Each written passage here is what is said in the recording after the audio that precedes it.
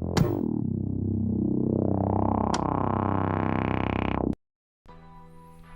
right. What's going on, guys? Finally, I am back streaming once again, so we'll see how this goes. But basically, this stream is going to be talking a little bit about My Hero Academia manga chapters from, I believe, like where I leave off. I think 373 to 376. Yeah, 373 to 376. So basically, in the left chapter, we left off with President Mike and Spinner racing to Kurogiri. Spinner wants to free Kurogiri and activate his quirk so that way One for All's plan can officially go into action using Kurogiri's warp quirk to connect all the villains again, because in the beginning of the battle they used All for One's sludge warp quirk to basically split up the heroes. I believe that was the beginning of what happened. And now the villains are trying to bring everybody back together so they can have more of an advantage. We start the next chapter off with Shoji and Kota remembering what President Mike told them about him going to the hospital and for them to keep everybody out and hold them off as long as they can.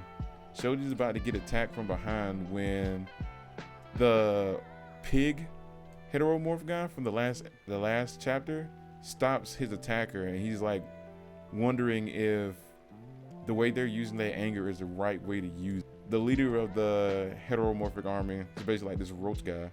He's telling them that they don't have time to halt or cower. They have to keep trying to move forward and get revenge on the wicked world that has turned a blind eye to their suffering for so long.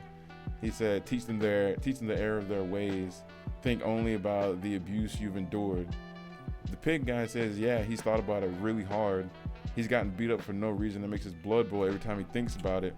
But at the same time, he then walks up to Shoji and asks him, is he going to laugh at him for being so indecisive? He says he was real pumped up in the beginning when he heard folks talk about a call to action.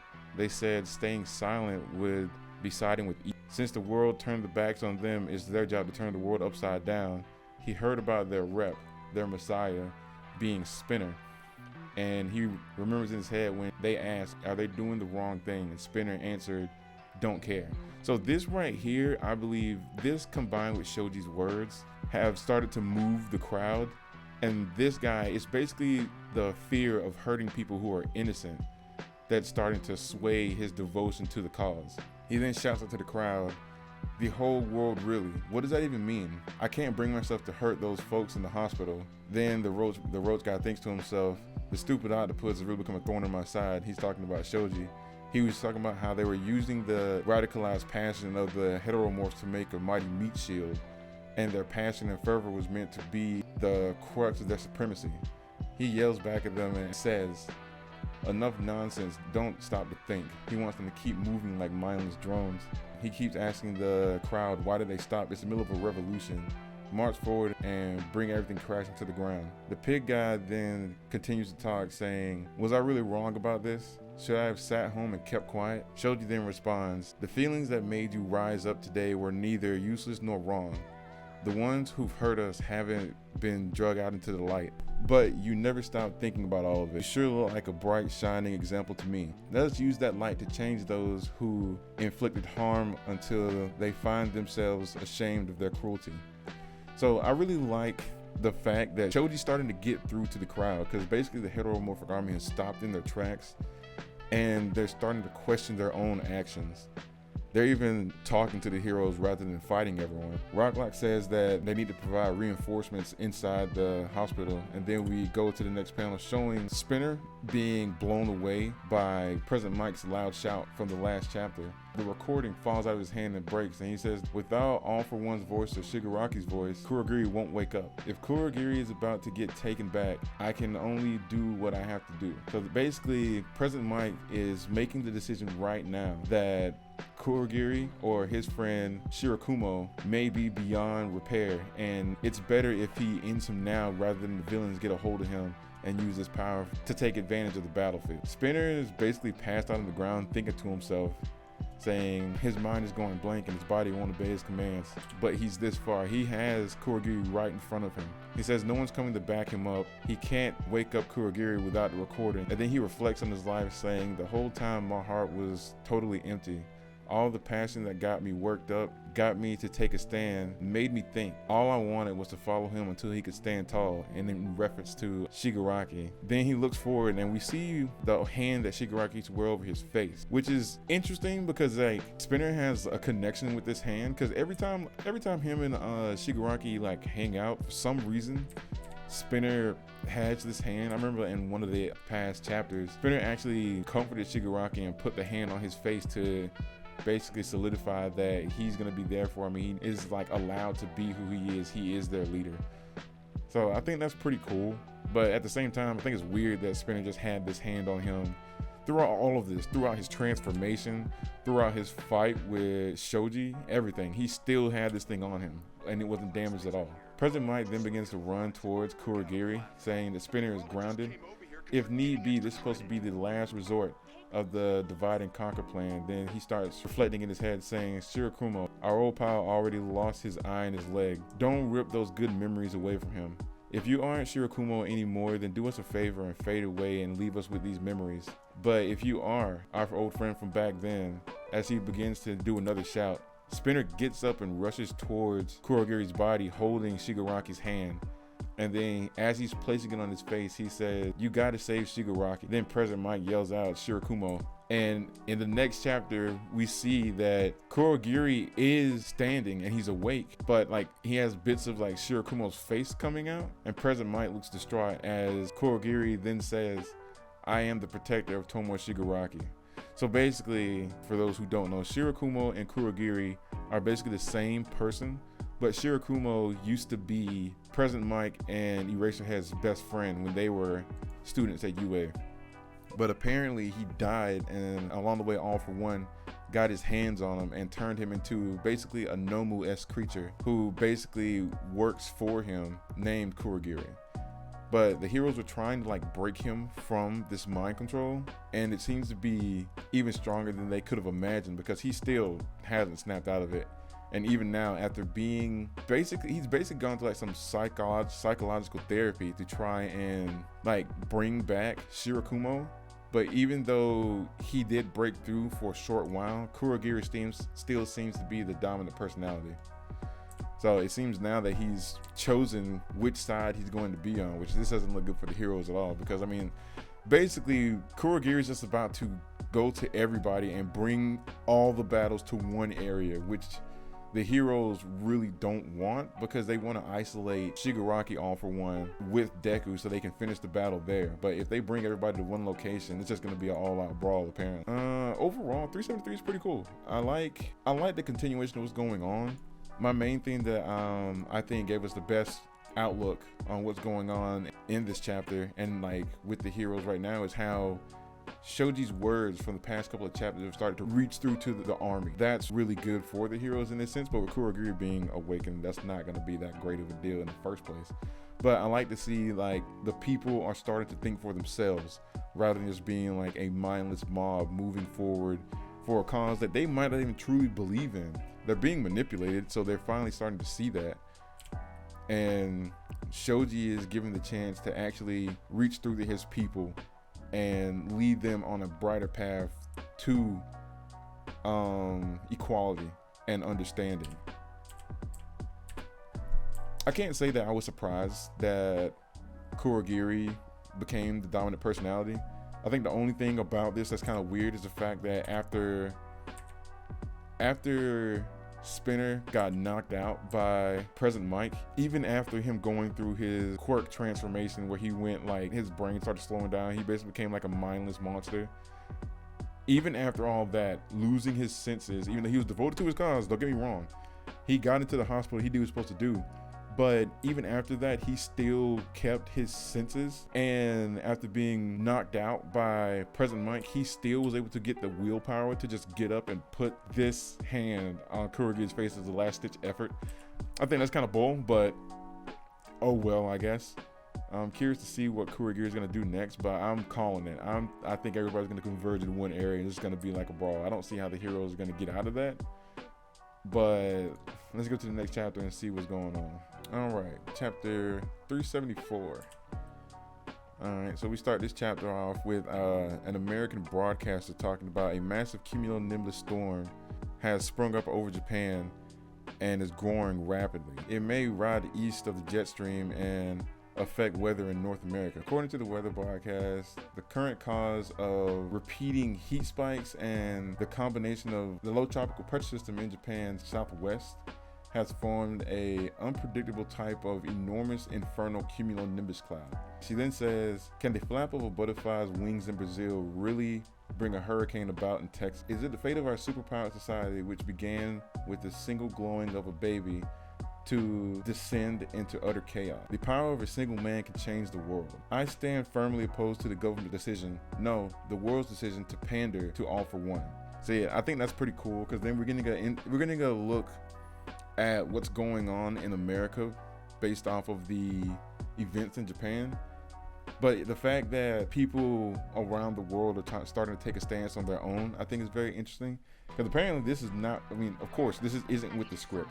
Because we saw in previous chapters how the president was willing to side with All for One because of the threat he opposed. It's pretty interesting how even though, yeah, she's a simple broadcaster, she has the willpower to stand up for what she believes in, even if her job's on the line. But I guess when everything's about to be destroyed by the ultimate villain, your job really don't matter. In the next panel, we go back to Kamino Ward, where we see Burns saying, talk about firepower. We then see Ida holding back Todoroki, saying, even you will get burned in that. You mustn't engage against him. You already hit your limit with your phosphor move. Todoroki then says, we've all hit our limits and even then some, and yet he's the only one who's still standing. As he looks forward and sees Dabi bursting in flames, he says, even though we share the same blood of our father, only Toya can keep going. Then Dabi says to himself, dear old dads and Ganga, huh? They really screwed us splitting us up like this. If I keep duking it out here with Shoto in hopes of bringing dad a parting gift, my body won't last. He then starts to fly away. I guess he's gonna fly over to Endeavor like, dude, Dabi's body, even though he's like a Nomu, Dabi's body is looking torn to bits. I don't understand how he's gonna do anything right now, but I guess him using Shoto's phosphorus ability, which basically is temperature control, is helping him. I don't know. I'm curious of why he's not dead yet. I thought he was gonna be gone once Shoto hit him with phosphorus. Well, not even that. It was like, what, a frozen tsunami move? I thought he was done after that, but apparently not. Dabi then tries to fly away, and they say he's flying away to move over to our father. Burns then thinks to herself, this goes beyond powering through with that sheer will he inherited. It doesn't even make sense. I thought his body wasn't made for the heat. How the hell is he not falling to pieces? Shoto then yells out to Dabi, get back here, you want to kill me, right? I'm still on my feet. Looks like you're the half-baked one now. As in, I don't know who this is, but I can assume it's only Skeptic. I don't know. Skeptic, or what's it, Getten, saying, Mr. Daddy Issues, I know I said no pestering, but I have fantastic news. Apparently you get to travel free of charge as one of Kurogiri's portals opens up right in front of Dabi as he's flying. We then go back to the UA fortress where Midoriya and Shigaraki All for One are fighting. I forget this hero's name, but basically the guy who's helping Monoma and Aizawa keep their eyes moisturized so that way they can keep using Eraserhead's quirk to cut off Shigaraki All for One's quirk. He says, the wind is really picking up. My control over the water might slip. Are you hanging in there, Monoma? Monoma then says to himself, this battle will go down in the history books, right? I'll make sure that the Ministry of Education points out that we won this battle here because of me. In that cage, we have Edgeshot, Lemillion, and Best Jeanist, and Midoriya fighting for all of us. I'd be a fool to whine about a measly need to blink. As we see the results of Deku's last hit, he's hovering over Shigaraki All for One as it looks like Shigaraki All for One is about to explode. And then we hear an ominous voice saying, the experience of one's use determine the entirety of one's life. Oh, I don't even know who's saying this. More than anything else, I place faith in people's emotions. The feelings he harbored in his friends after leading such a dark life, as it shows Eraserhead looking back and seeing present Mike being thrown out of one of Kurogiri's portals. He took his eye off of Shigaraki, which is, I think that's the main thing we're getting from here. He's no longer looking at Shigaraki, which means only Monoma is keeping his quirk activated. We flash back to the Gonga Mountain Villa ruins, where Endeavor and All For One, the actual All For One, are fighting. All For One says, "You kept Kurogiri in the dark, so to help him take immediate action, I planted a micro device in one of Shigaraki's hands. It seems like Spinner has done his part." And Dabi's face then comes to a portal saying, "Hiya, Dad.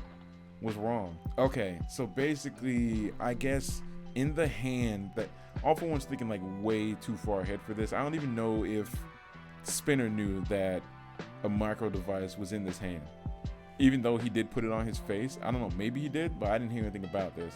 But apparently in the hand, All For One used like a small chip of some sort to give Kurogiri commands to bring all the villains back together. He then says, "What's more," as through another portal we get to see Twice. So this, since Twice is dead, there's no way this is actually Twice. This has to be Toga. This has to be Toga coming through this portal to increase the villains' numbers. I guess she's gonna use Sadman's Parade to run through the heroes and give the villains a number advantage. And she's looking for Hawks, which is interesting. Which we saw this coming after Twice was killed by Hawks. And the last person that Twice spoke to was Toga. All For One then says, "The death of that sad man gave rise to a rancor inside that young woman's heart. The man who would overrun the world to make good on his grudges gave to that femme fatale great tools he needed to bring a ruin to it all." He said, "Now you get a front row seat, Hawks. Time to learn how it might have turned out if you hadn't put the death of Twice as your top priority." Okay, so basically, All For One is just antagonizing Hawks because he basically is saying checkmate. Like everything that he wanted to happen is happening. Like that, I didn't see that coming. All For One is snarky, dude. See, what I'm most curious about is like what's gonna happen with Aizawa now that President Mike is right by him and Kurogiri is gonna show up. I'm curious to how he's gonna take that.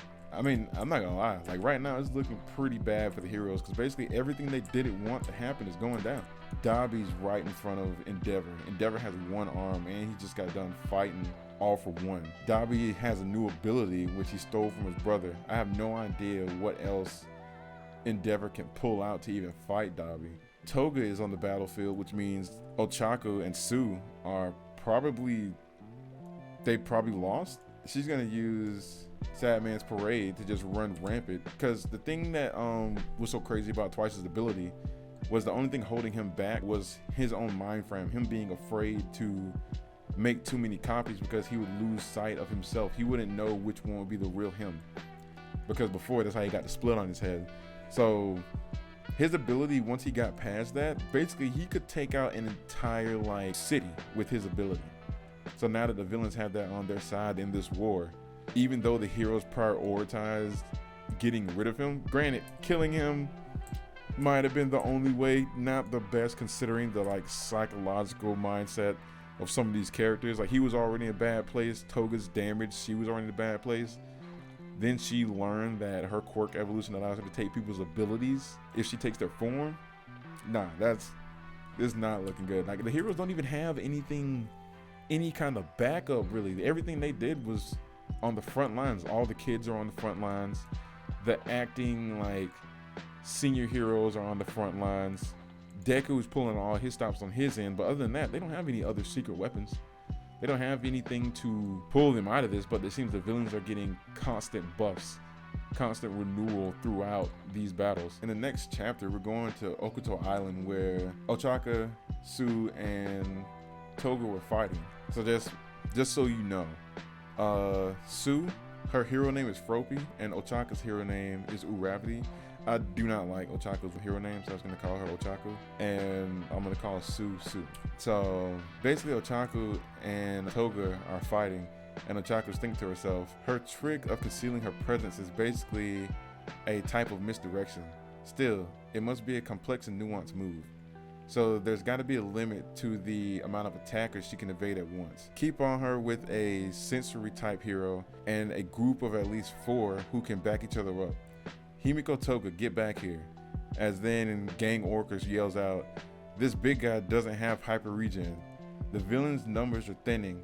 Pin down the nearest high-end Nomu and we've got this in the bag. We then see Toga's face as Gang Ogre says, taking down these creeps while they're still on this island is our mission. Toga then starts to think to herself, the more people we lose on our side, the slimmer my chance of evading capture becomes. And the amount of Jin's blood, Jin being twice, the amount of Jin's blood I've got will give me about 30 to 40 minutes of transformation time.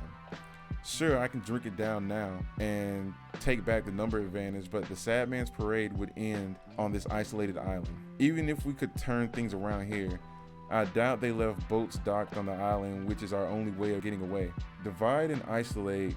Did the heroes know about Jin's blood? Either way, I'm helpless here. The way things are going, it's all over. In that case, I'll do what I'm meant to do and bet on Spinner as she then gets ready to drink the vial of blood so she can start the Sad Man's Parade. Then we see in some action boxes, it says, until this point, Himiko Toga's actions were rarely driven by any sort of big picture strategizing. However, her rancor and her recent coming to terms has completed her transformation into a full-fledged villain. So basically they're saying Toga has now accepted her role as a villain rather than skating the lines of understanding heroes and why they treat people a certain way. Toga's not a bad person. Her ability is just basically demonized because it's involving blood and other people's blood, plus her fascination with it. I can understand that, but at the same time, like, I kind of feel bad for her. So she gets ready to take Twice's blood, and then Sue says, there it is, some blood she saved. All for ones? Shigaraki's? Whose could it be? Doesn't matter. Better not wait around to find out. And then it looks like Toga speaking saying, always so level-headed, Tsuyu. That's a decoy. A decoy filled with a chemical that attracts Nomu, courtesy of All for One. And then it looks like Sue gets attacked by her. Toga then says, I still can't afford to get sloppy. To make sure Jin's parade gets to March without fail, I have to make an instant decision. Okay, she basically turns into Sue, I guess to confuse Ochaku, but then she drinks Twice's blood and turns into Twice. Okay, so I don't know if Toga attacked Sue, cause she's like holding her and laying her down. I don't know if she attacked her or if she got attacked by a Nomu. I would assume it was a Nomu. It says, and then that Rancor brought about a miracle as Kurogiri opens up a portal to her. Okay, so basically Kurogiri's doing exactly what I thought he was doing. He's bringing portals to each of the villains to bring them all to the Gonga Mountain Villa ruins. He then says, must save Shigaraki and his allies. Himiko Toga, what do you want to do? She then responds, to slaughter the heroes starting with Hawks. Send me out there, Kurogiri. As then Ochaku jumps after her saying, get back here. We haven't had our conversation about romance. Toga starts to fade through the portal. She then says, I wish we could. And we flash back to the Gonga Mountain Villa ruins. Someone yells out, it's Toga with Twice's blood. Oh, it's Hawks. He says it's Toga with Twice's blood. She had to have some saved up. Even when I infiltrated the Liberation Army, I was sure to eliminate every last sample, even the traces after the battle. Was this Dabi's doing? As then Toga says, too late, and she starts the Sad Man's Parade. Infinite doubles, Sad Man's Parade, as we see Dabi flying in the air, and through the flames, it looks like Toga's starting the parade. So this is looking pretty bad. Like, Hawks is beat up in this panel. That sucks, dude. In the next panel, we see Ochaku slinging her and Sue through Kurogiri's portal saying, I ain't losing sight of you, not again. Sue then thinks to herself, Ochaku, the feelings you have locked up inside. As basically they're showing the faces of everybody who's going to be involved in this battle so far. So Dabi looking at Endeavor, Ochaku, I guess, looking at All for One. All for One looking at Hawks, and Hawks looking at All for One. And for some reason, they're also showing like the newscaster lady. So I guess it's supposed to like install like the severity of what's going on. But the newscaster lady, I think, is supposed to signify some sort of hope. I wonder if this is gonna like relate to something later on, or if it's hinting at something later on. I'm not really sure. Oh, but that's the end of this chapter. Okay. So it's cool that we got to finally see how Toga actually got to the battlefield and how she got Twice's blood. Basically, she just had it on her. I assume that Dabi gave it to her at some point in time. But Interesting. I was curious about what was going on with Tsu, Toga, and Ochaku, because it's been like, dude, close to 10, maybe more chapters since we've seen them. But apparently they've just been throwing down this entire time, but they haven't had the conversation, which I thought they would have done by now. I thought they were talking in the middle of the fight about their feelings towards Deku. I don't know how this love triangle is going to affect anything. I don't know if Deku is going to talk to Toga and get through to her, or if something Ochaku says is going to get through to her. I don't know, because I mean, right now how I see Toga is just mentally unstable beyond the point of repair, even though she still shows some signs of humanity. When she said, "I wish we could have," to Ochaku about having the conversation about romance, it seems like she's letting go of her humanity in that sense and giving up to being a villain. For some reason, I have like a sense of hope. Maybe she will have that conversation and maybe she will turn to the good side. I don't know. Being 100, I kind of want Toga to just have a normal life. So we then see Ochaku and Tsu falling out of the sky as he says, "We still haven't had our conversation about romance." Toga then turns around and says, "Can't take a hint? I'm not some blushing schoolgirl in love anymore. You got that, hero?" As the Twice clones start rushing towards the heroes. Can't remember the name, but like the cat girls, the one with the earthquake, says, "Fall back for now. Get behind my earthen wall." As Kamui Woods and the Shroom Girls try to escape, the Shroom Girl says, "Again, really? I can't spread my spores with all this fire." Tsu then says, "Not just Kurogiri, but Dabi's here too. I hope Todoroki and Shoji are okay." We then go to the next panel where Tokuyami and Juro meet up with Tsu and Ochaku. Tokuyami said, "This battle is doomed to devolve into chaos." As Tsu notes the damage done to Juro's ear, she says, "Oh no, your ear." Juro says, "I count myself as lucky that this is all the Dark Lord took from me." She then says, "Since the Twice army came out of the same portal as you, I guess that means that's actually Toga." Ochaku then says, "All of Japan will be buried unless we stop her." Tokuyami then says, "But Dabi's flames are far too fierce. Toga keeps multiplying despite the flames, so all we can do is flee. This is no longer a proper battle, not anymore. The strategy of divide and conquer has failed." Endeavor then thinks to himself, saying, "Those flames on his chest, is that the Phosphoro move that Shoto mentioned?" He then says to Dabi, "Toya, what did you do with Shoto?" Dabi responds saying, "I was hoping to bring his head back to you as a gift, but he was a tough cookie. My grand dream will never come true, but at very least I'll take as much as I can. Whatever you hold dear, whatever you try to protect." Then All For One laughs. All For One then thinks to himself, saying, "The winds are now blowing in my favor. Cascading chains of events, they're working in my favor. Kurogiri's probably warped himself to Tomura's location. Optimally, I would have obtained that long distance warp quirk for myself, since it's the superior version of my imperfect sludge warp. Not that it matters. I'll ride this wave of chaos." As he then jumps into the sky, but Hawks blocks him with his sword and he's blasted away, and his sword broke too. Dude, what are you gonna do, Hawks? Realistically, what are you gonna do? This is like All For One in his prime with his quirks. I don't know what you're gonna do to try and stop him right now. But All For One then starts talking to Hawks, saying, "Hawks, you should face up to Twice's dying wish."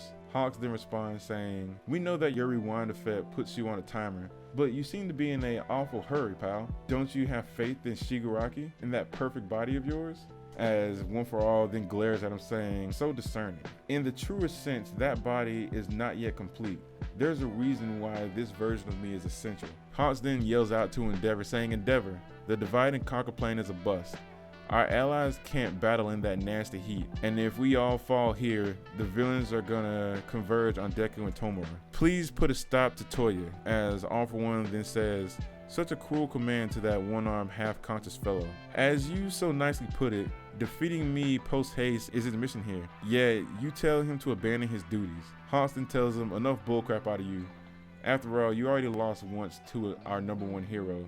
He ain't abandoning his duties." All For One glares at him again, saying, "Splitting hairs, are we?" As Endeavor then thinks to himself, "Duty. This time around, I'm really seeing you." And I guess that's him speaking in reference to Dabi. I don't know what he means by "this time around, I really am seeing you." Is it like, because as a child, Dabi felt like Endeavor never acknowledged him. So it's basically saying, "I acknowledge you." Okay. As then Dabi then charges towards Endeavor. Dabi literally is starting to look like Nomu, like the more he burns, which actually is pretty cool because Dabi's body is supposed to be made up of Nomu parts. Like, that's the end of that chapter. Of course, it's all crazy considering the villains have converged, the heroes are on their last leg. Endeavor can no longer fight All For One. He has to fight Toya because nobody else can stand up to him right now, and the dude is basically an everlasting blaze. And the only person this dude is fixated on is Endeavor, so he has to fight him. And then I guess Hawks is gonna fight All For One. I don't know what he's gonna do though, because I mean, all Hawks has is his wings, and he doesn't even have that because he was using like a sword last time. Because Dabi burned off like what 90% of this dude's feathers. But Hawks is in bad shape. Endeavor's in bad shape. Juro, Tokoyami, Ochaku, and Sue are on the battlefield, but other than that, I don't think there are any other real heroes like what Kamui Woods, the Shroom Girl. Yeah, I don't really think there's any other heroes who can help them out right now. Because like all the heavy hitters are in different places. And all of them were trying to get towards Deku in the UA Fortress. I don't know what's about to happen. Like they're leaving everything to the imagination and what's gonna happen next, because he still has to get to Deku. I assume Deku is still trying to fight Shigaraki, but since President Mike showed up and Kurogiri is there, I wonder if All For One can just jump there, or is he trying to get through a portal? I don't know. But if All For One and Shigaraki meet up and fuse together, that's basically it for the heroes. Because Deku, and like when he was fighting Shigaraki, we saw he was using overdrive on his gear shift quirk, and the enhanced version of it is basically speeding up like the production of every cell in his body. So like I said before, there's gonna be some kind of backlash because he wouldn't have the timer of 5 minutes if there wouldn't be any backlash. And if All For One gets there, when that backlash hits, Deku's gonna be out of the game. Maybe in the next couple of chapters, Bakugo's gonna get back up and they'll have more heroes on their side. But even still, Shigaraki, One For All, if they fuse, they're gonna have all their quirks.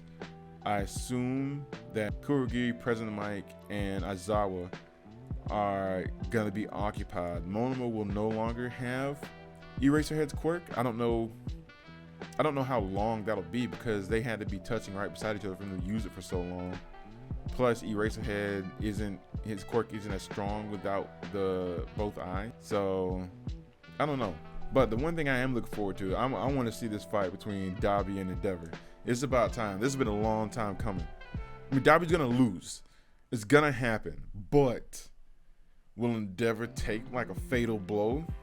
It's a possibility, to make room for the next #1 hero. I don't know if Endeavor's gonna make it out of this. I mean, he already lost the arm. I think he's gonna defeat Dabi.